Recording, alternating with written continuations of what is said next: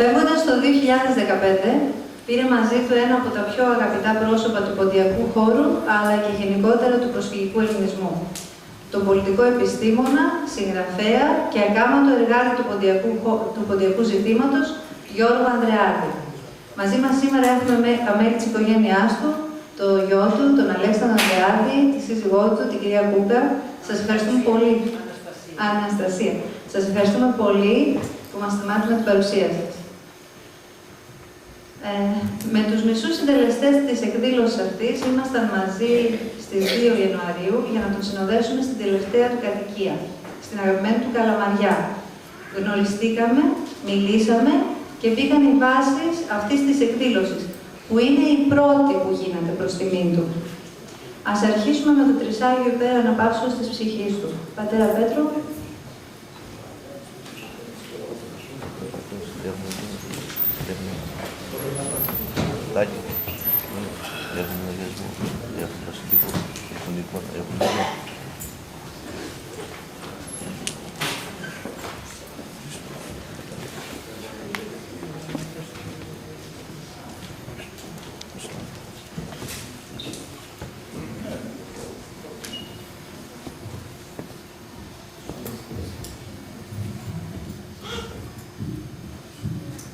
Ευλογητός ο Θεός ημών πάντοτε νυν και αεί και εις τους αιώνας των αιώνων. Αμήν. Αμήν. Άγιος ο Θεός, Άγιος Ιερός, Άγιος Θάνατος ελέησον ημάς. Άγιος ο Θεός, Άγιος Ιερός, Άγιος Θάνατος ελέησον ημάς. Άγιος ο Θεός, Άγιος Ιερός, Άγιος Θάνατος ελέησον ημάς. Δόξα Πατρί και Υιό και Υιό Πνεύματι και νυν και σε αιώνας των αμήν. Παναγία Τριάς ελέησον ημάς, Κύριε λάσα ματίας ημών, μέσω κλασικός της ανομίας ημών. Άγιε επίσκεψε και ίεσε τις ασθενείες ημών, ένα και το όνοματός σου. Κύριε ελέησον, Κύριε ελέησον, Κύριε ελέησον, δόξα Πατρί και Υιό και Υιό Πνεύματι και νυν και στους αιώνας των αμήν. Πάτερ ημών εν της ουρανής, αγιαστεί το όνομά σου, θέτει η βασιλεία σου, γεννηθεί το θέλημά σου όσων ουρανών και επί της γης. Τον άρπον ημών των εμπειρήσεων δώσει μη σήμερα, και άφεση μην οφειλήματα ημών, ως και εμείς αφήνουμε τις οφειλέτες ημών. Και εμείς εν έχεις ημάς πειρασμό, αλλά ρίσε ημάς από τους βοηθούς. Τότε σου έστεινε η βασιλεία και η δύναμις και η δόξα του Πατρός και του Υιού και του Αγίου Πνεύματος νυν και αεί και εις τους αιώνας των αιώνων. Το πνεύμα των δικαίων τελειωμένο, την ψυχή του δούλου σου σώτερα ανάπαυσον, φυλάτων αυτή εις την μακαρίαν ζωή, την παρασύ φιλάνθρωπε.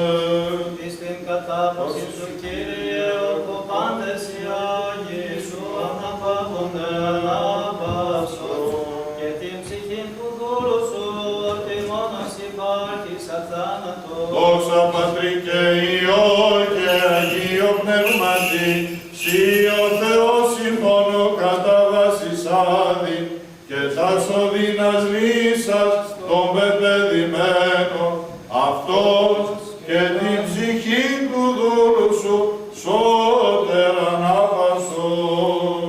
Και νυν και αεί και εις τους αιώνας των αιώνων. Αμήν.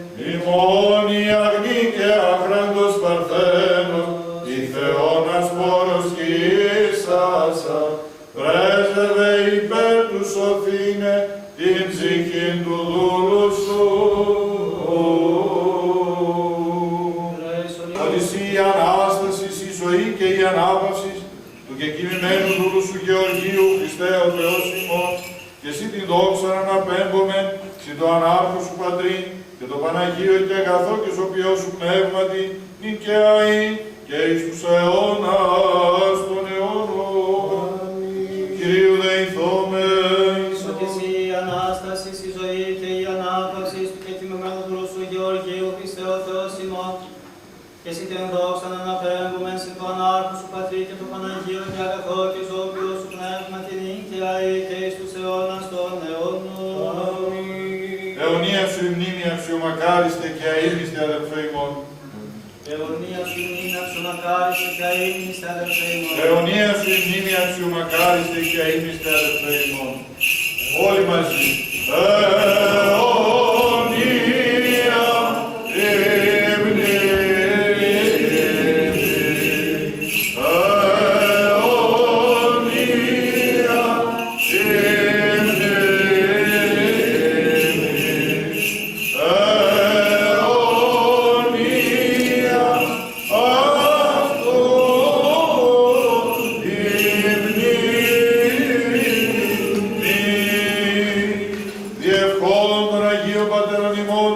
Κύριε Ιησού Χριστέ ο Θεός, ελέησον και σώσον ημάς. Δώστε τώρα να πάω, να δει η ζωή σας. Θα το γνωρίσω προσωπικά.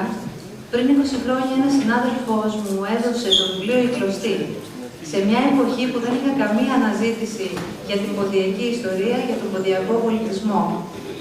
Το ζήτημα των κρυπτοχριστιανών, όπως ξεδιπλώνεται στο βιβλίο και περιγράφεται, με συγκλώνησε. Το γνώρισα μέσα από τα μάτια των κοινών μας φίλων και συναγωνιστών. Είναι αυτή η 4η εκδήλωση που κάνουμε, οι γειτονικοί σύλλογοι σε συνεργασία. Μέχρι τώρα οι οργανωτές ήμασταν 7. Σήμερα είμαστε 4. Έχουμε τη χαρά να έχουμε για πρώτη φορά μαζί μας το Σύλλογο Πολιτισμού Εθελοντισμού του Κάτω Σχολαρίου, που μπήκαν πολύ δυναμικά στην προσπάθεια και ελπίζουμε και στη συνέχεια.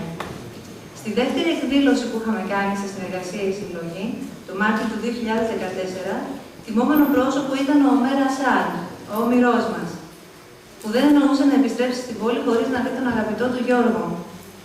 Μετά την επίσκεψη στο σπίτι του Ανδρεάδη, ήρθε στο δικό μου σπίτι. Μου έκανε εντύπωση η καλή αλλίωση του ομήρου, η χαρά, η παρηγοριά, η δύναμη που προκύπτει όταν συναντιούνται πρόσωπα με κοινό σκοπό, με αγώνα, που παλεύουν με εμπόδια, με αντιξότητες, αλλά με την ελπίδα του στο τέλος θα νικήσει το καλό. Ας δούμε ένα βίντεο χαρακτηριστικό που μιλά ο ίδιος ο Γιώργος Ανδρεάδης.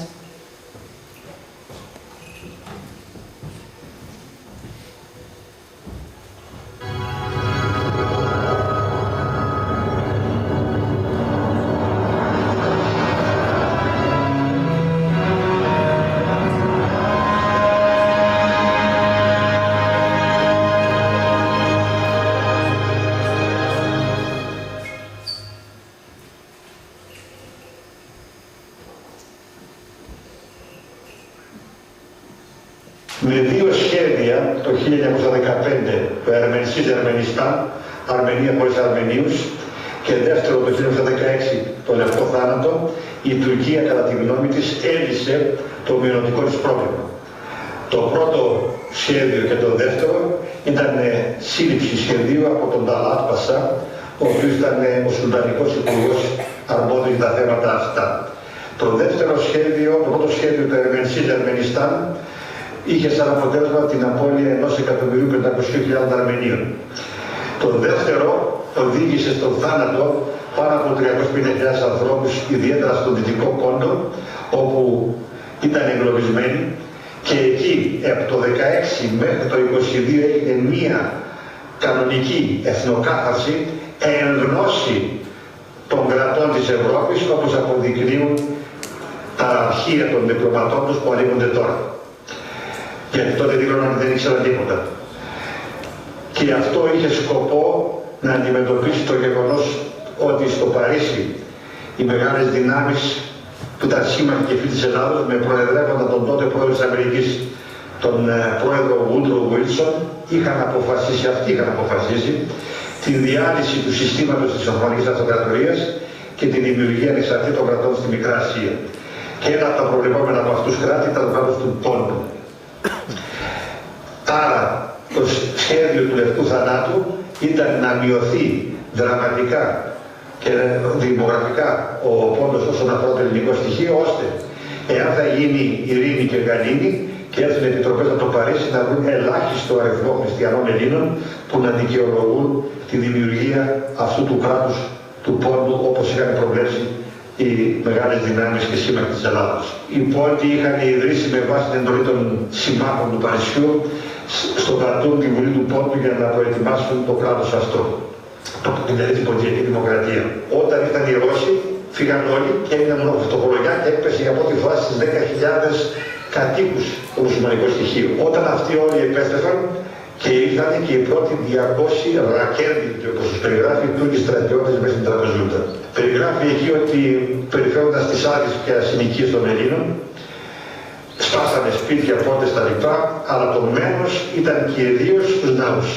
Στα σίδια, καλυμάτια, μανουάλια πεταχτήκαν έξω και την άλλη ημέρα, όταν περιφέρονταν κανείς στις ελληνικές συνοικίες, έβλεπε στους δρόμους σύρδιν, μύρδιν, τα πάντα όσα είναι μες στην εκκλησία να βρίσκονται απόξω. Και μέναμε στην εκκλησία κοντά της Αγίας Μαρίνας, και που είναι και η Μητρόπολη του Αγίου Γρηγορίου, και μαζί με τη γυναίκα μου παρακολουθούσαμε την παράτολμη προσπάθεια των Τούρκων στρατιωτών που είχαν αναρχηθεί επάνω στον δρόμο της εκκλησίας, είχαν δέσει το στρατό με σκηνή και με κίνδυνο να πιστήσουν, γιατί από κάτω είναι τα βράχια και η θάλασσα και να θεωρηθούν οι ίδιοι, προσπαθούσαν να αποκολλήσουν τον σταυρό και ο σταυρός αρτίστατο. Σε λίγο δεν υπήρχε ούτε σταυρός, ούτε και η εκκλησία πλέον του Αγίου Γρηγορίου.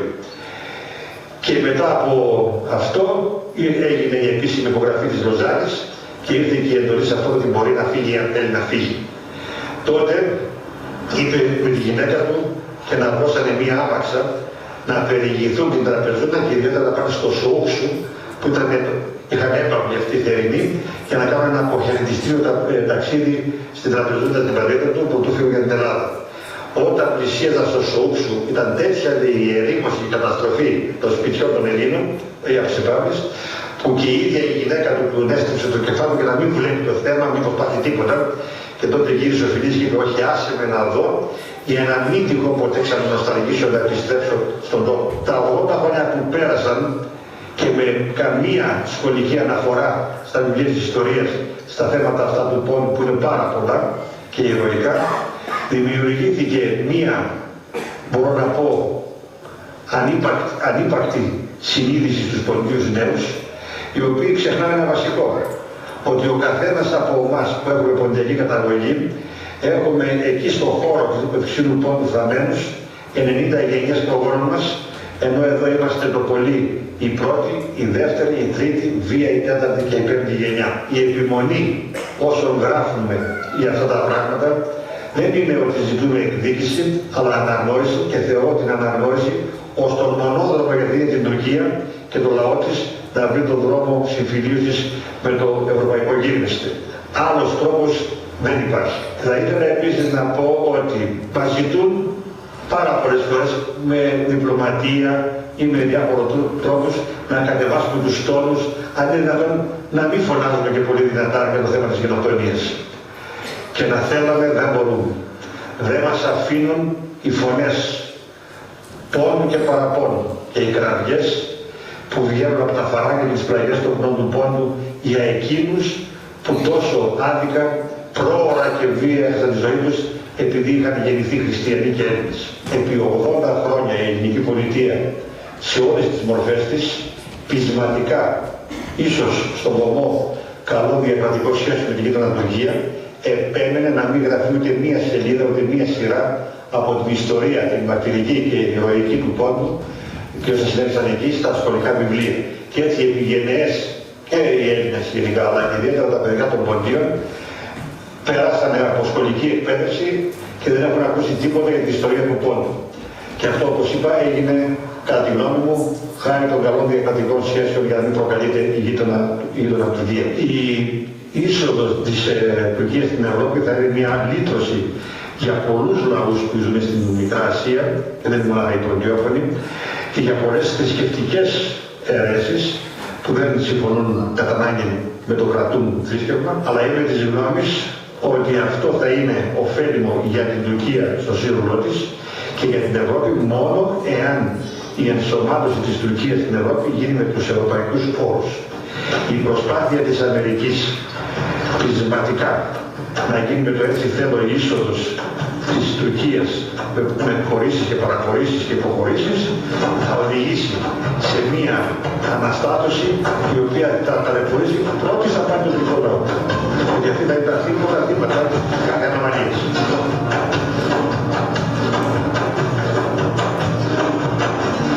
Είναι παρμένος από ένα από τα 36 βιβλία που άφησε πίσω παρακαταθήκη αυτογνωσίας και αυτοσυνειδησίας για γενιές γενεών. Μαγκάλι μνήμης. Καταγραφή ιστοριών ξεχασμένων και από το Θεό ακόμα της χαρακτηρίζει ο συγγραφέας. Δύο λόγια δικά του από τον πρόλογο του βιβλίου. Προσωπικά, τις συνεντεύξεις αυτές, σαν απάντηση, τις απευθύνω στις μυριάδες Τούρκους αγωνιστές, ιδεολόγους και διανοούμενους, που μαζί τους ευελπιστούμε να κατορθώσουμε να κτίσουμε στη γωνιά μας έναν παράδεισο πανανθρώπινης συνύπαρξης. Μοναδικός μας στόχος να μην ξαναγίνουν τέτοια αίσια ανάμεσά μας. Αδιάφορα ποιος θα είναι ο δράστης και ποιος θα είναι το θύμα.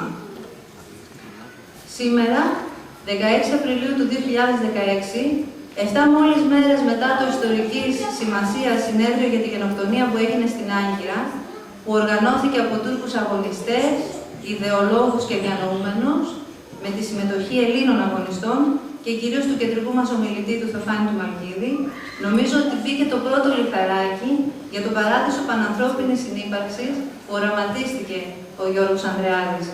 Και με τη βοήθεια των ψυχών των προγόνων μας, που όταν δικαιωθούν θα είναι μεγαλύτεροι, θα συνεχίσει να χτίζεται. Ο Γιώργος Ανδρεάδης μπορεί σωματικά να μην είναι πλέον κοντά μας, αλλά ο λόγος του παραμένει ζωντανός και πηγή έμπνευσης. Πριν περάσουμε στις ομιλίες, θα θέλαμε να ευχαριστήσουμε όλους όσους μας τιμούν σήμερα με την παρουσία τους. Ευχαριστούμε τον πατέρα Πέτρο Σιτορεάκ, τον Εφημέριο του Ιερού Ναού και Μίσους Θεοτόκου Λακώματος, τον Αρχιμανδρίτη Λουκά Λαλόπουλο από την Αργυρού Πολιτικής, την Αγγελική Παπαδοπούλου που είναι η πρόεδρος του ΣΠΟΣ Θεσσαλονίκη, τον πρόεδρο της τοπικής κοινότητας κάτω σχολαρίου, τον Νίκο Ζήση, τον πρόεδρο του ΚΑΠΗ κάτω σχολαρίου, τον κύριο Δημήτρη Μαυρίδη, τον πρώην πρόεδρο της ΠΑΕ Απόλλων Καλαμαριάς Αχιλλέα Χαραλαμπίδη και τον γνωστό λιράρι που είναι μαζί μας, τον Φίλιππο τον Κισαφίδη. Τις ομιλίες θα ανοίξει ο Ισαάκος Σαλασίδης. Ο Ισαάκ γεννήθηκε στη Μαρίνα της Νάουσας το 1971. Η καταγωγή του από τον Πόντο είναι από την Έσπιε και το Σαρίπαπα του Κιουρτούν. Είναι παντρεμένος και έχει 2 παιδιά. Είναι απόφυτος του Τμήματος Πολιτικών Έργων Υποδομής του ΤΕΙ Θεσσαλονίκης και με το πέρας της στρατιωτικής του θητείας το 1997 ασκεί ανελικό στο επάγγελμα του μηχανικού στην κατασκευή και μελέτη μεγάλων έργων υποδομής, συνεργαζόμενος με ελληνικές τεχνικές εταιρείες. Η αναζήτηση της καταγωγής του και η ιστορία του Πόντου μαζί με τη γενεαλογία αποτελούν το μεγαλύτερο χόμπι του. Ισαάκ, σε ακούμε. Καλά το λέω.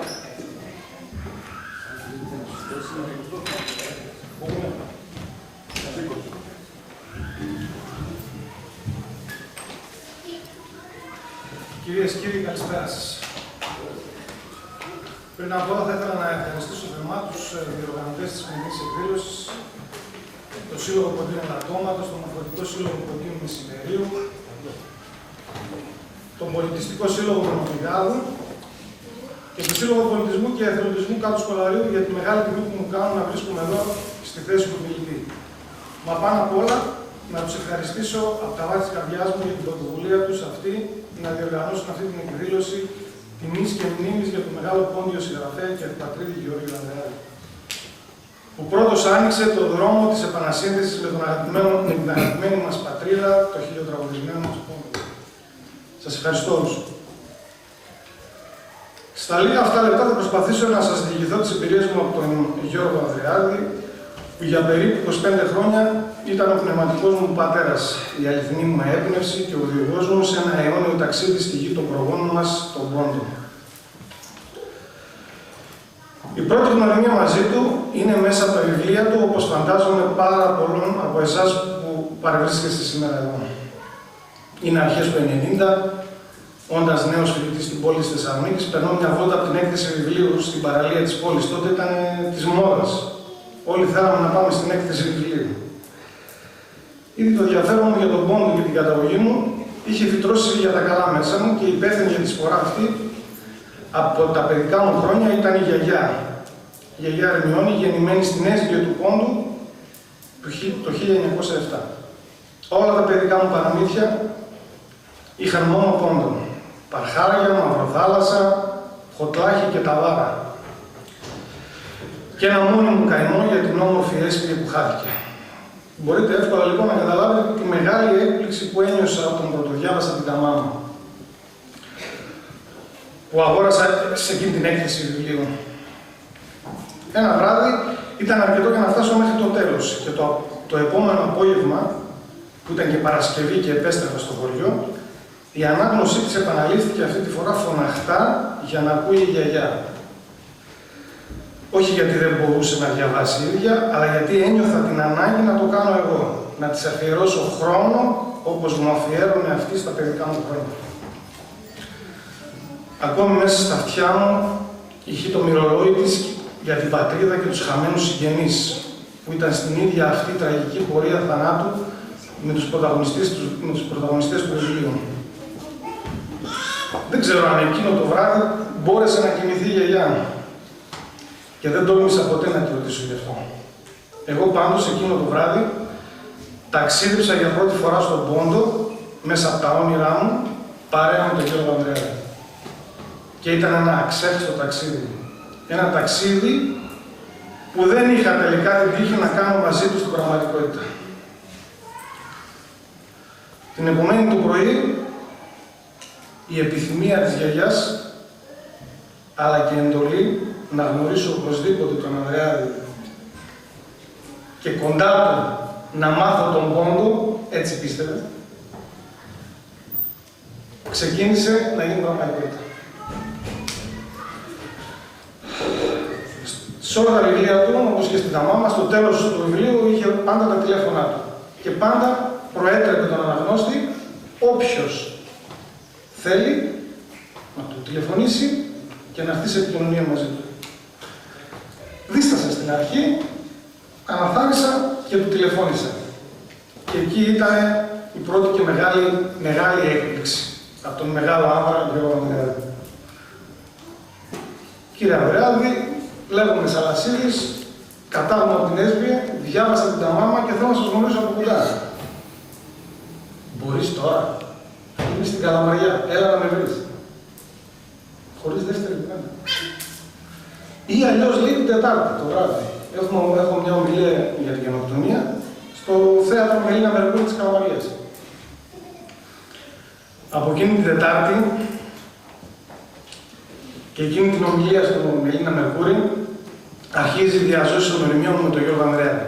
Από την πρώτη στιγμή μου μίλησε και με δέχτηκε ως να με γνώριζε χρόνια, σαν να ήμουν κάποιος δικός του, αληθινό παιδί του. Και με συμβούλευε και με καταδόπιζε πάντα για κάθε τι που είχε σχέση με την κοινή μας αγάπη, τον Πόντο. Το ίδιο έπρατε και με κάθε νέο που διέκρινε την αγάπη του για τον Πόντο. Είχε πολλά πνευματικά τέκνα ο Γιώργος Ανδρεάδης. Και έχω την εντύπωση ότι αρκετά από αυτά βρίσκονται εδώ μέσα σε αυτή την αίθουσα. Φάνη. Στα χρόνια που ακολούθησαν, προσπάθησα να μην χάσω καμία από εκείνες τις καταπληκτικές γεμάτες φλόγα και συναίσθημα ομιλίες του για την γενοκτονία που έκανε σε όλη τη Βόρεια Ελλάδα, αλλά και αλλού. Ήταν τα χρόνια της μεγάλης κορύφωσης του αιτήματος της διεθνούς αναγνώρισης, πριν και μετά την αναγνώριση της γενοκτονίας από τη Βουλή των Ελλήνων. Τρομερή εμπειρία όλες αυτές τις στιγμές που πέρασε κοντά του, εφόδιο ανεκτήμητο θα έλεγα για ολάκερη τη ζωή μου. Τι να πρωτοθυμηθώ. Την ομιλία του για τη γενοκτονία στην πατρίδα της Βέρειας με τη συνοδεία των τραγωδιών του Βασίλη Μιχαηλίδη, την απαγγελία της Λεμονιάς Τσεπυρίδου και τους ήχους της λύρας του Φίλιππου Ισαπίδη. Ήρθε η ώρα που προσμένανε με χρόνια στα δεσμά στην καταφρόνια και στην τουρκική σκλαβιά. Να θυμηθώ την ομιλία του για την εκδήλωση παρουσίασης του βιβλίου της Αλιγέ Αρτ, η Αρμένη του Χεμσίν, στην Εύξηνο Λέσης Χίδρας, που ο ίδιος είχε κάνει τη μετάφραση. «Κι έρθανε χρόνια δίσεκτα, καταραμένα χρόνια, ο ουρανόν ελίβωσε, στη γην ποτάμ το χώμα. Εσκόρθεν θρήνος θάνατος, πέραν περούσον μόνο». Νομίζω ότι ήταν το αγαπημένο του. Έγινε και αυτό. Ως άνθρωπος, αυτό που πάντα με εντυπωσίαζε ήταν η ευθύτητα του λόγου του και των πράξεων του. Είναι.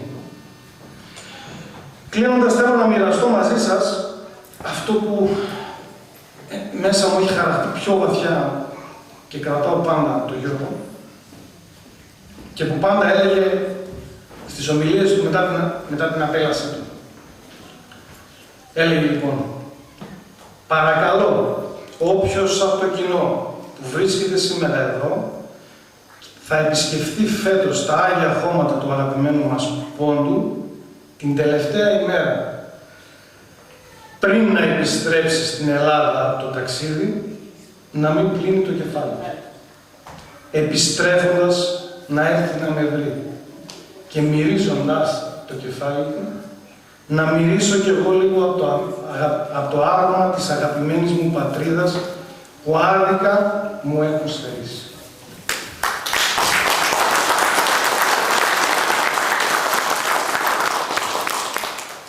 Γιώργο Ανδρεάδη, από τις 30 Δεκέμβρη του 2015, η πατρίδα μας έχει και το δικό σου άρωμα.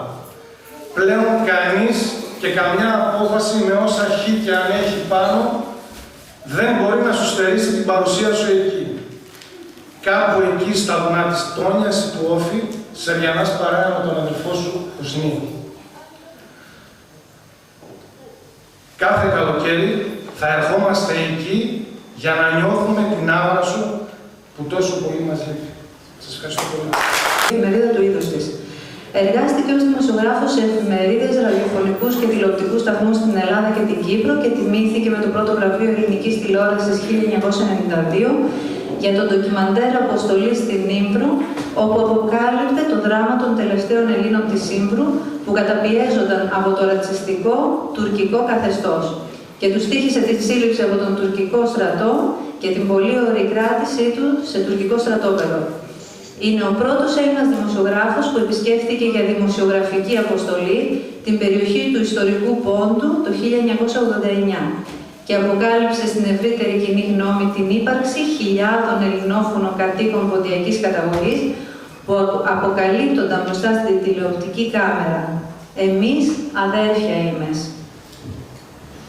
Πρωταγωνίστησε στις συγκεντρώσεις και πορείες στις αρχές της δεκαετίας του 90 για την διεκδίκηση του δικαιώματος στην ιστορική μνήμη και την αναγνώριση της γενοκτονίας του ποντιακού ελληνισμού από την Ελληνική Βουλή, καθώς και στους αγώνες για την ενότητα των ποντιακών συλλόγων που επετέχθη με τη δημιουργία της Μεγάλης Πανελλαδικής Ομοσπονδίας ΠΟΕ. Το 2000 απολύθηκε από την ΕΤΡΙΑ γιατί οργάνωνε μαζί με συνεργάτες του τις εκδηλώσεις για την αναγνώριση της γενοκτονίας στην πλατεία Αγίας Σοφίας της Θεσσαλονίκης. Πράγμα που τον έβαλε στο στόχαστρο της ελληνικής κυβέρνησης και του ποντιακού κατεστημένου που επεδίωξε την επαγγελματική του εξόντωση. Κύριε Φωκίων Φωτουκίδη, σας ακούμε.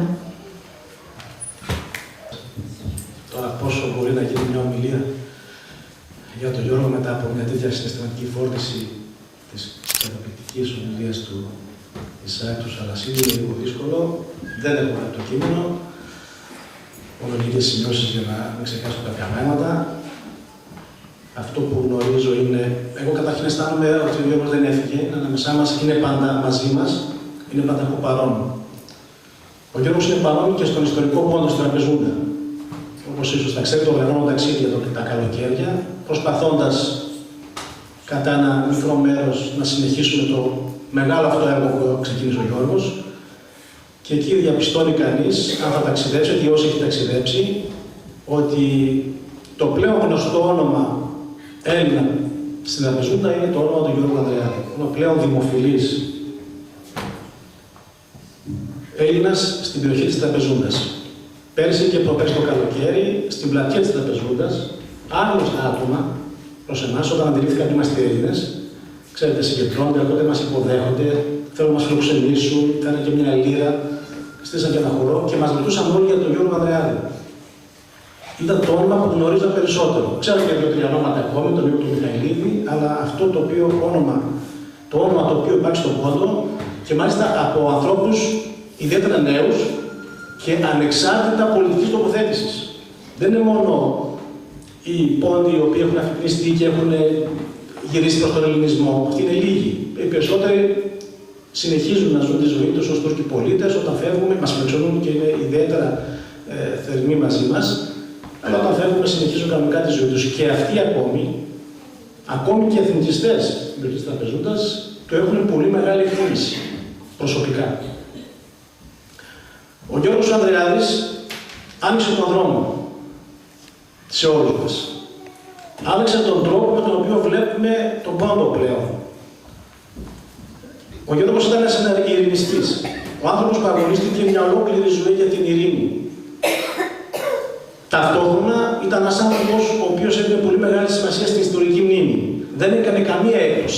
Ξέρετε, υπάρχουν μερικοί εδώ οι οποίοι αποφεύγουν να κάνουν κάποιες ομιλίες, τοποθετήσεις για τη γενοκτονία, δηλαδή κάνουμε εκτόσεις στην ιστορική μνήμη γιατί ταξιδεύουμε λέει εκεί και να μην βρούμε τον πελά μας, λένε αυτοί. Ο Γιώργος δεν το έκανε ποτέ.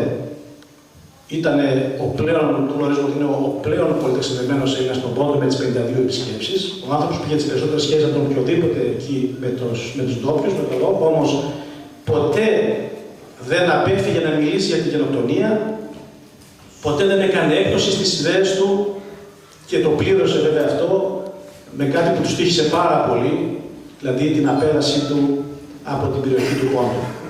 Και τήρησε αυτό που έλεγε ο Μιχάλης ο Χαραλαμπίδης, έλεγε και αυτό πρέπει να νομίζω να τηρούμε. Όσοι πηγαίνουμε στον Πόντο και κάνουμε ταξίδια, αυτά τα ταξίδια δεν είναι τα ταξίδια αυτό που βλέπουμε, ξέρετε, τον τουριστό, το χάζο τουριστό που βλέπουμε. Είναι ταξίδια ιστορικής μνήμης, ταξίδια στην ιστορία και τον πολιτισμό. Έλεγε λοιπόν ότι οποιαδήποτε αναφορά μας στον Πόντο, οποιαδήποτε, ακόμη και η τουριστική αναφορά μας, η αναφορά μας στην ποντιακή κουζίνα, στη γαστρονομία, οτιδήποτε, πρέπει να έχει αφετηρία τη γενοκτονία. Εάν δεν έχει στη μουσική, γιατί έχουμε τους μουσικούς μας εδώ, δηλαδή οποιαδήποτε μουσική αναφορά μας στον Πόντο, πρέπει να έχει αφετηρία τη γενοκτονία. Είναι η αιτία γέννησης της σύγχρονης ποντιακής ιστορίας. Και πράγματι, διότι εάν δεν το κάνουμε αυτό, είναι ύβρις προς την ίδια μας την ιστορία. Δεν μπορούμε να είμαστε αδιάφοροι ταξιδευτές του Πόντου ή να είμαστε ωραίοι χορευτές των ποντιακών χωρών. Όλα αυτά, όλες αυτές οι πολιτιστικές δραστηριότητες πρέπει να έχουν αφετηρία τη γενοκτονία. Αυτό ο Γιώργος Ανδρεάδης το έκανε πράξη. Ο δρόμος, γιατί και εγώ όταν ξεκίνησα να ασχολούμαι με τον Πόντο, συνειδητοποιημένα πλέον,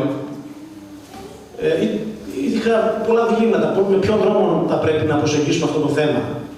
Ήταν η πατρίδα μας που χάσαμε, θα πρέπει να την ξαναπάρουμε πίσω, είναι οι εχθροί μας, πώς. Ο Γιώργος μας έδειξε τον δρόμο. Χωρίς να κάνουμε έκδοση στην ιστορική μας μνήμη, έκανε μια επίθεση φιλίας και ειρήνης. Και πιστεύω ότι η επιθυμία του, η οποία ήταν να τα φύγει στην Τραπεζούντα, εγώ πιστεύω θα γίνει πραγματικότητα, ότι στο μέλλον, και θα το ζητήσουν οι ίδιοι οι τραπεζούντοι, στο μέλλον θα ζητήσουν να γίνει ένα μνημείο, δεν ξέρω αν θα είναι μνημείο, καινοτάφιο ή κάτι τέτοιο, ένα μνημείο φιλίας των λαών, το οποίο θα είναι πιθανώς η πρωτομή του Γιώργου Ανδρεάδη, κάτι τέτοιο.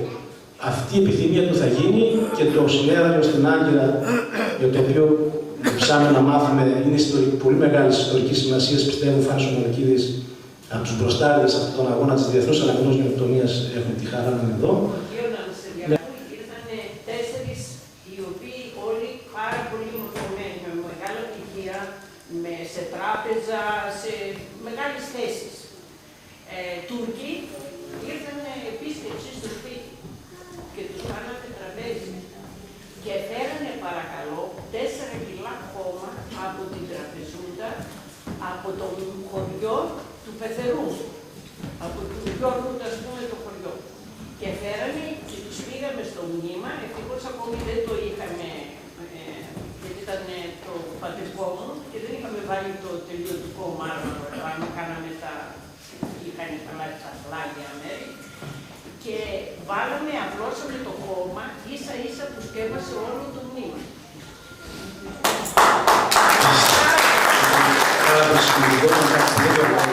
Τέσσερις, οι οποίοι είχαν και πολύ μεγάλες θέσεις σε τράπεζες εθνικές τους.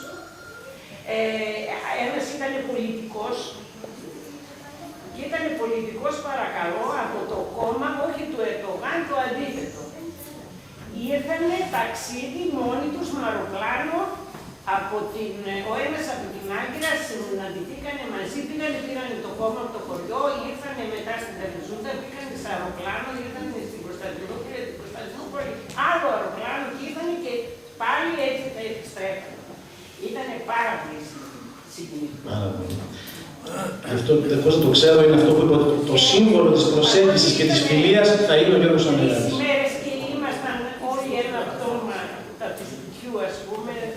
Δεν ξέραμε τι. Προσπάθησαμε όλοι, σφίξαμε τα δόντια μας, η οικογένειά μου, τα παιδιά μου, όλοι και τους μαγειρέψαμε τα καλύτερα παγετά, ποντιακά και τους ταΐσαμε και τρελαθήκανε πώς ξέραμε αυτά τα ποντιακά παγετά. Την αρτάφαση, όχι αυτό είναι πιο άλλο πράγμα. Ο Γιώργος δεν ξεχνιέται. Ειλικρινά δεν ξεχνιέται. Και εκείνη κάποια ημέρα διότι... θα καταλάβουν ότι... Ακριβώς. Ήταν ο άνθρωπος που άνοιξε αυτόν τον δρόμο και μας έδειξε τον δρόμο από πώς πρέπει να προσεγγίσουμε τον πόντο. Δεν προσέγγιζε εθνικιστικά τον πόντο. Ήταν ο άνθρωπος ο οποίος ήθελε μια ειλικρινή φιλία. Γι' αυτό και τιμωρήθηκε από το καθεστώς. Αλλά νομίζω θα αλλάξουν τα πράγματα. Και οι διανοούμενοι και οι προοδευτικοί άνθρωποι της Τραπεζούντας, οι οποίοι πληθαίνουν, είναι μαζί του. Μετά τις μεταξύ του Ανδρεάδη, τα πράγματα άλλαξαν. Όταν είχα πάει εγώ πριν 25 χρόνια, το 1989, δεν γνώριζα τη λέξη πόντος.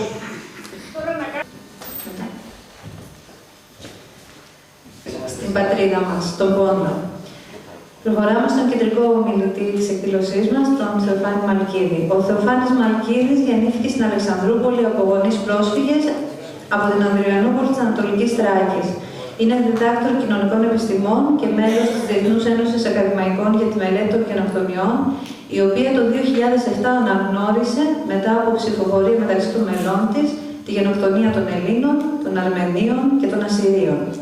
Έχει πραγματοποιήσει εκτός και εντός Ελλάδας εισηγήσεις για το ζήτημα της γενοκτονίας των Ελλήνων και των Αρμενίων σε διεθνή επιστημονικά συνέδρια και συναντήσεις και μεταξύ αυτών το 2009 μίλησε στην πρώτη εκδήλωση των ελληνικών προσφυγικών σωματείων και της αρμενικής κοινότητας για τη γενοκτονία στο κτίριο του ΟΗΕ στη Νέα Υόρκη. Το 2010 προσκλήθηκε από τη Δημοκρατία της Αρμενίας και μίλησε στο Διεθνές Συνέδριο για τη Σύμβαση, την πρόληψη και την καταστολή του εγκλήματος της γενοκτονίας και το 2013 προσκλήθηκε από την Ευρωπαϊκή Ομοσπονδία Αρμενίων και μίλησε στο συνέδριό της στις Βρυξέλλες. Το 2009 πραγματοποίησε τις συνομιλίες με την Επιτροπή του Ιδρύματος που είναι υπεύθυνο για τη λειτουργία της ελεύθερης διαδικτυακής εγκυκλοπαίδειας Wikipedia, το οποίο έδωσε την άδεια λειτουργίας της Wikipedia στην ποντιακή διάλεκτο. Επιμελήθηκε το διδακτικό εγχειρίδιο του Ρόναλντ Λεβίτσκι για τη γενοκτονία των Ελλήνων του Πόντου στην αγγλική γλώσσα, έκδοση Σύλλογος Ποντίων Σικάγου Ξενιτέας, και το μετέφρασε και στην ελληνική.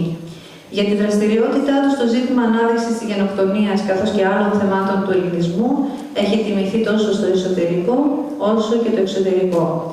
Τα κείμενα του Θεοφάνη Μαλκίδη έχουν μεταφραστεί στην αρμενική, αγγλική, γαλλική, ιταλική, ισπανική, ρωσική, τουρκική, ρουμανική και αλβανική γλώσσα, ενώ έχει μεταφράσει στην ελληνική γλώσσα βιβλία για τη γενοκτονία των Ελλήνων και των Αρμενίων. Κύριε Μαλκίδη, σας ευχαριστώ.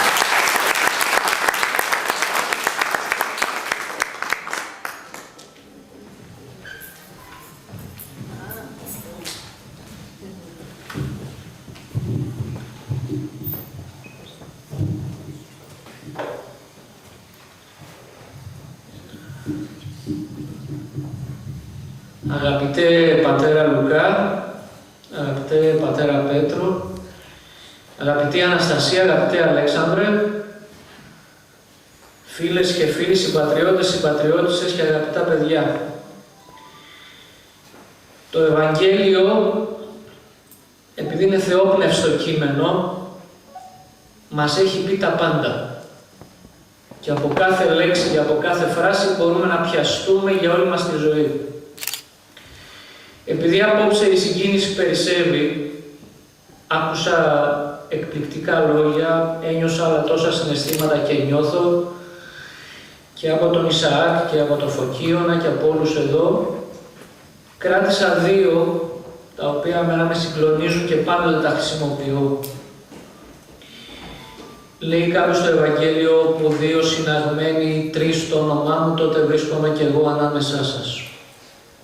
Εμείς είμαστε πολλοί απόψε και ο Γιώργος είναι ανάμεσά μας, γιατί είμαστε συναγμένοι στο όνομά του. Το δεύτερο είναι αυτό που είπε ο Φωκίων και πραγματικά μου θύμισε, και επειδή είναι και εδώ και ο Βασίλης και η Λεμονιά και η Όλγα και πολλοί άλλοι φίλοι, μου θύμισε τον Φεβρουάριο του 1994 αναγνωρίστηκε μετά από τον μεγάλο αγώνα αυτού του σπουδαίου ανθρώπου, τον οποίο έχουμε τη χαρά και την τιμή να τον έχουμε πολύ δικό μας άνθρωπο, τον Μιχάλη. Αναγνωρίστηκε το 1994 λοιπόν από αυτήν την ελλαδική πολιτεία μετά από 70 χρόνια καθυστέρησης το ζήτημα της γενοκτονίας. Εμείς λοιπόν το Μάιο του 1994, 22 χρόνια πριν, έχουμε περάσει τόσα χρόνια, ήμασταν ο Γιώργος, ο Φωκίωνας, ο Βασίλης, η Λεμονιά, η Όλγα, συγγνώμη για όσους ξεχνάω, ο Μιλών στην αναγέννηση των Σερών και κάναμε εκεί μία από τις πρώτες μαζικές εκδηλώσεις έχοντας μαζί μας Κούρδους, Αρμένιους, Ασσύριους, Πόντιους, Θρακιώτες, Μικρασιάτες. Ήτανε η πρώτη μου γνωριμία με τον Γιώργο και μάλιστα μια γνωριμία, όπως την είπε και ο Ισαάκ, η οποία με συγκλώνησε. Όχι μόνο πολιτικός και ιστορικός, το πολιτικός και το ιστορικός με ωμέγα, αλλά και ανθρωπίνος. Γιατί ο Γιώργος ήταν άνθρωπος. Αυτό που είδατε στο βίντεο είναι ένας Γιώργος αυθεντικός, που σήμερα ψάχνουμε να βρούμε ένα αυθεντικό άνθρωπο. Που ψάχνουμε έναν άνθρωπο να μας λέει την αλήθεια. Σαν το Διογέννη με το φανάρι, μέρα μεσημέρι ψάχνουμε έναν άνθρωπο να μας πει την αλήθεια. Απόψε δεν κάνουμε μνημόσυνο στον Γιώργο, επειδή το ανέφερε ο Ισαάκ και έχω βρεθεί πολλές φορές στα Σούρμενα και μαζί με τον Γιώργο. Κάνουμε ένα ταφικό έθιμο για τον Γιώργο, συνεχίζοντας 3.000 χρόνια ιστορίας. Είμαστε πάνω στο μνήμα του, τρώμε μαζί του, χαιρόμαστε, πίνουμε, τραγουδάμε. Επειδή ήμουν εκτός Ελλάδος, όταν έφυγε από αυτή τη ζωή και πήγε σε αυτή που προσδοκούμε να πάμε όλοι μας, γιατί ο Γιώργος είναι στον παράδεισο αυτή τη στιγμή. Έχει σώσει την ψυχή του, που λέμε. Έγραψα 2 κείμενα, τα οποία τα έστειλα μέσω γνωστών μου, από τους οποίους έχετε χαιρετισμούς. Ο ένας ήρθε από τη Γερμανία, ο Δημήτρης Οξυζίδης, για να είναι στην νεκρόσιμη ακολουθία. Την νεκρόσιμη ακολουθία είναι καλό να τη διαβάσουμε όλοι μας, γιατί ψάχνουμε να βρούμε την αλήθεια.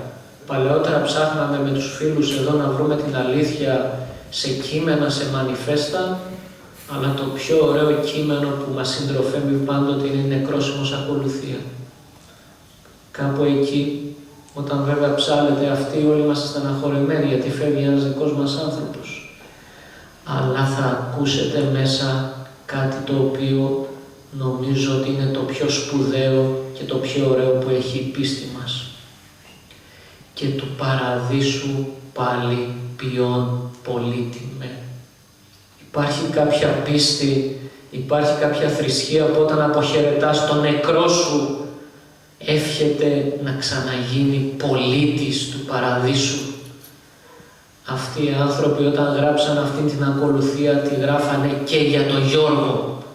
Γιατί ο παράδεισος του Γιώργου είναι ο Πόντος και ήθελε να ξαναγίνει πολίτης του. Ο Γιώργος σήμερα μας ένωσε, γιατί για παράδειγμα το Φωκίωνα έχω να το δω πολλά χρόνια. Αλλά είναι σαν να μην χωρίσαμε ποτέ, είναι σαν να το βλέπω κάθε μέρα. Ρίκα, Χουσνή, Θόδωρο, Ταμάμα, χιλιάδες άλλα παιδιά.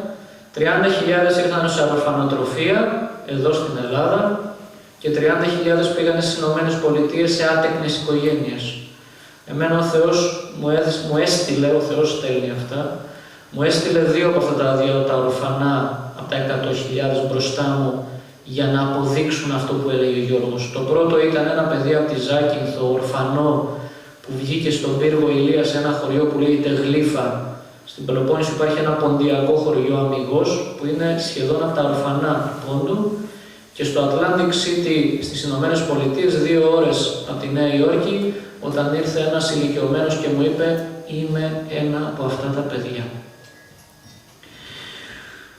Όταν βρέθηκα στο Τορόντο του Καναδά το 2002, είδαμε μαζί με ένα ζεύγος Αρμενίων την ταινία Ararat, που είναι ένα καταπληκτικό κινηματογραφικό φιλμ για τη γενοκτονία. Εκεί τους είπα, εμείς δεν έχουμε κάτι αντίστοιχο.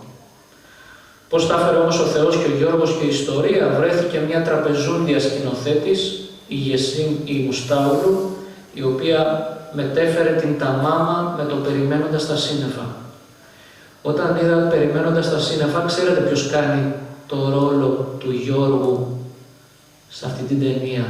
Πέθανε πρόσφατα κι αυτός. Ο Καμπερίδης, ο ηθοποιός. Ο οποίος ο Καμπερίδης, ο ηθοποιός, και φαινοτυπικά μοιάζει στον Γιώργο. Ένας πάρα πολύ ωραίος ηθοποιός που απεικόνισε με κινηματογραφικό πλέον τρόπο αυτό το οποίο έκανε ο Γιώργος για την Ταμάμα. Επίσης έχετε πολλούς χαιρετισμούς από τον εκδότη του Γιώργου του Ανδρεάδη από την Τουρκία, του Ραγκίπ του Ζαράκολου, ο οποίος για Ραγκίπ Ζαράκολου, όπως ξέρετε, ο εκδοτικός του οίκος ανατινάχτηκε ακριβώς και για τα βιβλία του Γιώργου. Η γυναίκα του, αυτή η πολύ ηρωική μορφή, η γυναίκα του Ραγκίπ του Ζαράκολου, πήγανε οι τουρκικές αρχές όταν πέθανε ακόμα και πάνω στο μνήμα της για να πιστούν ότι πέθανε πράγματι, προκειμένου να μην υπάρχει δίωξη, γιατί αυτή η γυναίκα είχε πάνω από 100 διώξεις που επίσυαν την ποινή της ισόβιας κάθριξης, γιατί έβγαζε βιβλία για τον Πόντο, για την Αρμενία, για το Κουρδιστάν. Με τον Ραγκίπ τον Ζαράκολο έχουμε πολλές κοινές πορείες, αγώνους, από το Γερεβάν μέχρι την Ελλάδα και από τις Ηνωμένες Πολιτείες μέχρι τη Σουηδία. Όπως έχετε πολλούς χαιρετισμούς, εμένα με συγκίνησε ο Φωκίωνας που είπε αυτά για τους φίλους μας τους Τούρκους. Έχετε πολλούς χαιρετισμούς, ειδικά η οικογένειά του, από τους συναγωνιστές της Τουρκίας. Ποιος πίστευε ότι θα γίνει συνέδριο στην Άγκυρα για το ζήτημα της γενοκτονίας? Ποιος το πίστευε? Αλλά ευτυχώς έχουμε το Θεό, έχουμε τους Αγίους μας, έχουμε και τον Γιώργο, δηλαδή τις ψυχές των προγόνων μας που είναι τόσο δυνατές. Ποιος πάλεψε άλλος για τον Άγιο Ευγένιο? Ο Άγιος Ευγένιος της Ρωμανίας, αυτή η σπουδαία πόλη ιδέα του Μιχάλη του Χαραλαμπίδη. Ποιος είπε για την Κρόμνη? Ποιος είπε για το ζήτημα της γενοκτονίας, η οποία ταυτόχρονα ήταν και παιδοκτονία και γυναικοκτονία? Δεν θα ήθελα να μακρηγορήσω, έχουμε τόσα πολλά, χιλιάδες λέξεις. Από εμάς ο Γιώργος περιμένει πράξεις. Γιατί από λόγια χορτάσαμε. Το είπαν οι προλαλήσαντες. Ο Απόστολος Παύλος σε μια επιστολή του λέει ότι τα οψώνια της αμαρτίας είναι ο θάνατος. Αν το παραφράσω και αυτό θα πούμε ότι τα οψώνια της υπονόμευσης είναι τα στεφάνια του Γιώργου του Παπαντρέου, του Κωνσταντίνου Καραμαλή, του Κώστα του Καραμαλή, είναι η άρνηση του φίλη. Τα οψώνια της υπονόμευσης είναι εδώ που φτάσαμε. Γιατί δεν μπορεί να υπάρχει ένας συναισθηματισμός και μια αγάπη για οτιδήποτε ποντιακό, ειδικά για τα χορόντας και τα τραγωδίας, που είναι πολύ σημαντικά και αυτά, γιατί είναι το πρώτο στάδιο γνωριμίας με τον πολιτισμό. Και όταν είναι να καταδικάσεις το Στεφάνι, στον Κεμάλ, στον Χίτλερ, στο Χάρβαρντ βγάλανε ένα βιβλίο, το καλύτερο πανεπιστήμιο του κόσμου, έτσι, όχι σαν τα δικά μας που όπως ξέρετε μπαίνουν εκεί όποιος και όποιος. Ξέρετε πολύ καλά, έχετε ο καθένας κάποιες εμπειρίες από τους λεγόμενους τέλος πάντων καθηγητές που παριστάνουν εκεί το εκπαιδευτικό προσωπικό, και πάρα πολλοί μάλιστα γίνανε και υπουργοί κλπ. Αυτοί λοιπόν βγάλανε ένα βιβλίο που λέει «Ο Χίτλερ μαθητής του Κεμάλ» ή «Ο Κεμάλ δάσκαλος του Χίτλερ». Εδώ, όπως ξέρετε, τα πανεπιστήμια βγάζουν βιβλία άρνησης και υπονόμευσης, θα το έλεγε κάποιο συνοστισμού, άρνησης και υπονόμευσης ενός μαζικού εγκλήματος. Το παιδί που βρίσκεται εδώ της 5ης ή της 6ης Δημοτικού μαθαίνει ότι ο Κεμάλ ήταν δημιουργός της σύγχρονης Τουρκίας. Τον συγγραφέα αυτού του βιβλίου τον καλούν να μιλήσει για τη γενοκτονία. Προσέξτε αυτό που είπε και ο Φωκίνος και ο Ισάκ, έτσι. Αυτούς που γράφουν ότι ο Κεμάλ ήταν σπουδαίος άντρας, τους καλούν να μιλήσουν για γενοκτονία. Αυτό είναι υπονόμευση. Και επειδή είπε ο Γιώργος στο βίντεο του, προσέξτε, μιλώ σε ενεστώτα χρόνο. Ο Γιώργος είναι μαζί μας. Επειδή λοιπόν ο Γιώργος είπε αυτό, ότι δεν υπάρχει καμία αναφορά, τελειώνουν τα παιδιά το σχολείο χωρίς να ξέρουν για το ποντιακό και για γενοκτονία, τώρα στην ίδια σελίδα υπάρχουν 2 σειρές για την γενοκτονία, κρυμμένες, και υπάρχει ένα πλαίσιο μεγάλο για τον Μουσταφά Κεμάλ. Επειδή έχω πάει σε πάρα πολλές χώρες που μιλούν για τέτοια ζητήματα, το πρώτο που σου ζητάω είναι να μου φέρουν τα σχολικά τους βιβλία. Εγώ δεν έχω βρει σε κανένα αρμενικό βιβλίο να γράφει κάτι για τους φασίστες, ρατσιστές, δολοφόνους, ναζί που σκότωσαν τους δικούς μας ανθρώπους. Υπάρχει κάποιος Ισραηλινός πρωθυπουργός που έχει καταθέσει στεφάνι στον Άιχμαν ή στον Χίτλερ? Εδώ πέρα υπάρχει μια μεγάλη ύβρις. Κλείνοντας, θα ήθελα να σας πω 2 προσωπικές μαρτυρίες από τον Γιώργο. Με τον Γιώργο έχουμε βρεθεί σε πάρα πολλές εκδηλώσεις εντός και εκτός Ελλάδος, μιλώντας για τα ζητήματα αυτά. Η πρώτη ήταν ακριβώς πριν 10 χρόνια, μεταξύ των άλλων, στη Στουτγκάρδη, που κάναμε την πρώτη ανοιχτή εκδήλωση στο Δημαρχείο της πόλης το 2006. Ήταν η Τέσσα Χόφμαν, ο Γιώργος ο Ανδρεάδης και ο Μιλών.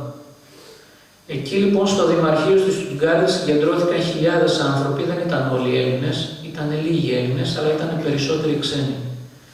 Ο Γιώργος, αντιλαμβανόμενος, μου λέει θα μιλήσουμε σε όποιες γλώσσες ξέρει ο καθένας. Με τον Γιώργο πολλές φορές μιλούσαμε στα τουρκικά μεταξύ μας όταν θέλαμε να πούμε κάτι για να μην το κατανοήσουμε πάρα πολύ. Εκεί λοιπόν η Τέσσα Χόφμαν μίλησε στα γερμανικά, ο Γιώργος ο Ανδρεάδης μίλησε σε ό,τι γλώσσα ήξερε, αγγλικά, ποντιακά, κρομέτικα, τουρκικά. Εκεί εκείνη τη μέρα το γράφω, ακούστηκαν 6-7 γλώσσες που μιλούσαμε για το δικό μας ζήτημα. Και μετά, όπως ξέρετε, από τη Στουτγκάρδη ξεκίνησε αυτό το μεγάλο κίνημα που κάθε 19η Μαΐου γίνεται μια μεγάλη πορεία. Η δεύτερη ήταν το 2008 στη Ρωσία, όπου μας καλέσανε τον Γιώργο και εμένα μαζί με κάποιους καλλιτέχνες και κάνανε οι αδελφοί μας εκεί μια μεγάλη συγκέντρωση στο Εσεντουκί. Το Εσεντουκί είναι περιφέρεια Κρασναντάρ. Από τη Θεσσαλονίκη πηγαίνει στο Μιτβόντι. Για κάποιους τώρα μπορούν να ακούγονται εξωτικά αυτά τα μέρη, αλλά αυτά τα μέρη υπάρχουν χιλιάδες άνθρωποι δικοί μας. Σάρκα από τη σάρκα μας. Ψυχή από την ψυχή μας. Σε αυτό το ταξίδι λοιπόν στη Ρωσία, με τον Γιώργο μείναμε στο ίδιο δωμάτιο, στο ξενοδοχείο, και εκεί μου ανέλυσε όλη τη ζωή του. Όπως ξέρετε, όπως ήταν και χυμαρώδης, για να σας πω την αλήθεια, ήμουνα 3 μέρες μαζί του και 3 νύχτες θα το πω. Εγώ έφυγα μετά στη Μόσχα, αυτός κάθισε εκεί και επέστρεψε στην Ελλάδα από εκεί. 3 μέρες και 3 νύχτες δεν κοιμήθηκε κανείς. Απλώς μείναμε στο δωμάτιο. Εκεί λοιπόν ο Γιώργος ήταν αυστηρός και δίκαιος. Μου λέει, Φάνη, δεν θα σας πω πολύ προσωπικά που μου είπε και για πολλούς, αλλά μου είπε πολλά πράγματα για μένα και με ανάπαυσαν. Πώς πήγαινες και εξομολογείσαι γέροντα και αναπαύεσαι? Επειδή υπήρξε μια αλληλοεκτίμηση με τον Γιώργο, σε αυτά τα 3 λοιπόν 24 ώρα, γεμάτα 24 ώρα πραγματικά, και στη Γερμανία πολλά, του άρεσε πάρα πολύ, το ξέρεις πολύ καλά Αναστασία, του άρεσε πάρα πολύ το συμπόσιο. Δηλαδή και να μιλάει και να τρώει. Και να τρώει και να μιλάει. Γιατί, ξέρετε, ένας άνθρωπος δεν πρέπει να τρώει μόνο ή να μιλάει μόνο. Πρέπει να κάνει και τα δύο. Λοιπόν, να κλείσω, έχω πολλά να σας πω, αλλά δεν χρειάζεται να κλείσω μόνο με αυτό που μου άρεσε και που το άκουσα πάλι ξανά. Το ζήτημα της γενοκτονίας είναι ιερό, μεγάλο, είναι χρέος δικό μας, καθήκον, ακόμη και αν υπήρξαν και υπήρχαν μόνο αρνητές και υπονομευτές στην Ελλάδα και αλλού, αυτό που νιώσαμε στην Τουρκία, βέβαια οι περισσότεροι, αν όχι όλοι και όλες, ξέρετε ότι για τους ευνόητους λόγους δεν μπορώ να επισκεφτώ την Τουρκία. Αλλά η τεχνολογία μας δίνει τη δυνατότητα να είμαστε εκεί πλέον. Ήμουνα στις Ηνωμένες Πολιτείες και μίλησα από εκεί, στην Άγκυρα. Ήταν ο Σαΐτο Τσετίνογλου, σπουδαία μορφή, έχουμε γράψει βιβλία μαζί. Ήταν ο Μπασκίνο Ράν, σπουδαίος καθηγητής. Ο Ισμαήλ Μπεζιξή επίσης. Ο Βασίλης ο Γιάννη ο Γιαηλαλή, ο οποίος, να σας πω την ιστορία του, διάβασε πολλά κείμενα του Γιώργου, πόντιος δικός μας. Έγινε στρατιώτης, τον πιάσανε οι Κούρδοι στο Κουρδιστάν, εχμάλωτος, εκεί έμαθε ποιος είναι και μίλησε μαζί μας στην Άγκυρα. Νομίζω ότι από εκεί ένας κύκλος που ξεκίνησε στη Νέα Υόρκη το 2001 και πέρασε από τη Στοκχόλμη στο Γερεβάν και στην Άγκυρα, είναι ένας κύκλος που κλείνει και ανοίγει, γιατί μαζί με τον Γιώργο και άλλους θα ζήσουμε πολύ ωραίες στιγμές τα επόμενα χρόνια. Τελειώνοντας, αυτός ο αγώνας θα είναι νικηφόρος, γιατί πρώτον και κύριον, εμένα μου άρεσε που κάναμε μνημόσυνο σήμερα. Είμαστε ένας λαός της μνήμης. Τα λέμε μνήματα. Αν ψάξετε σε όλο τον κόσμο, είμαστε οι μοναδικοί μαζί με τους Εβραίους που τα λένε μνήματα. Εξού και το μνημόσυνο. Όταν άκουγα τα πορεία ωραία λόγια για το μνημόσυνο, νόμιζα ότι ο Όμηρος, ο Μέγας Βασίλειος, ο Ιάννης ο Χρυσόστομος, όλοι μαζί ήταν εδώ. Λοιπόν, αυτός ο αγώνας θα είναι νικηφόρος της αναγνώρισης μαζί μας.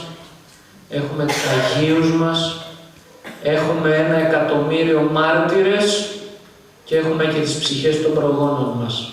Δηλαδή έχουμε και τον Γιώργο μαζί μας, γι' αυτό και θα νικήσουμε. Να είστε καλά.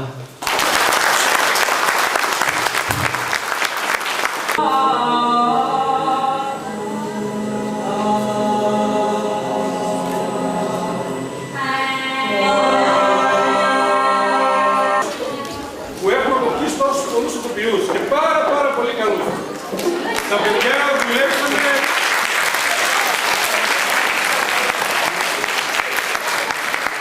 δουλέψανε όλο τον χρόνο μαζί με την κυρία Βίρνα. Βοηθούσε και η κυρία Βάσο πάρα πολύ και άλλοι συνάδελφοι. Χάσανε πολύ χρόνο, ιδιαίτερο χρόνο. Άξιζε πάρα πολύ.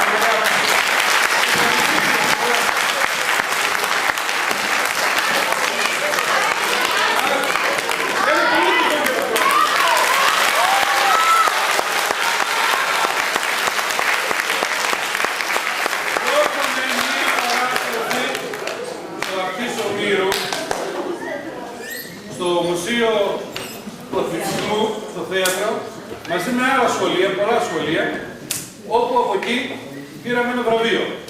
Πήραμε το βραβείο του κλασικού θεάτρου. Πρέπει όλα τα παιδιά να βραβευτούν. Έχουμε επένους για όλα τα παιδιά. Βιολίνης.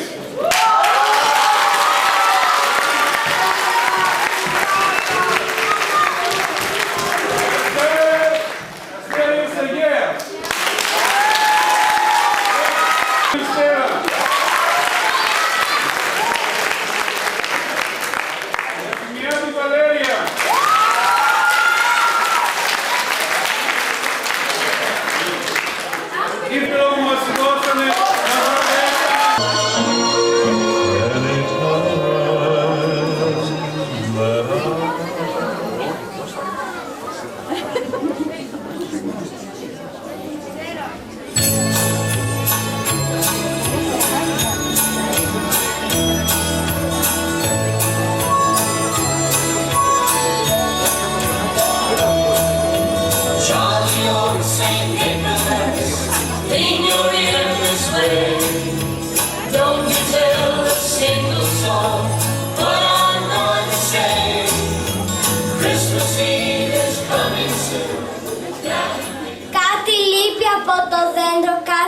σημαντικό. Για κοιτάξτε, εγώ το βρήκα και σας το έφερα εδώ. Δυο φτερά για να πετάσει, η χαρά είναι που δίνει. Η χαρά που ευωδιάζει σαν ένα ανθράκι λεμονιάς. Την επισημούνε όλοι μέσα στο κάθε σπιτικό. Και με αυτήν κάνουνε γλέντια και μαζί στείλουνε χορό.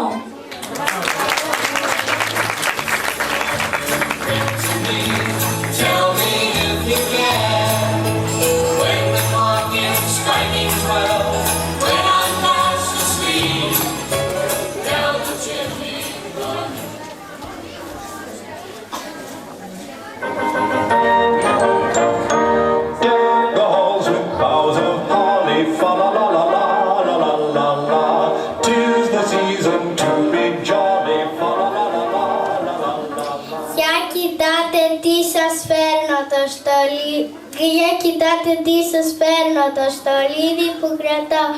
Έψαξα όλο τον κόσμο για το δέντρο μας να βρω.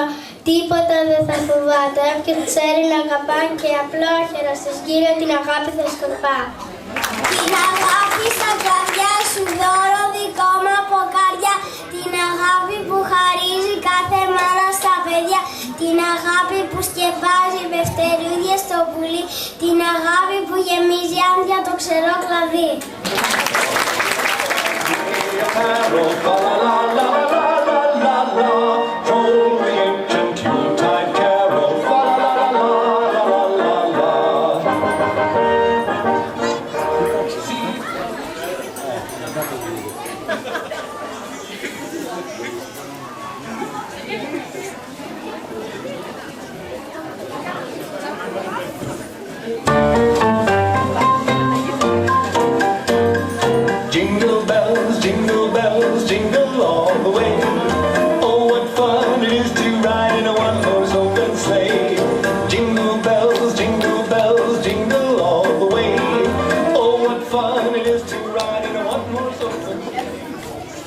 Στην ειρήνη σταματώ και στο λίδι την κρεμώ.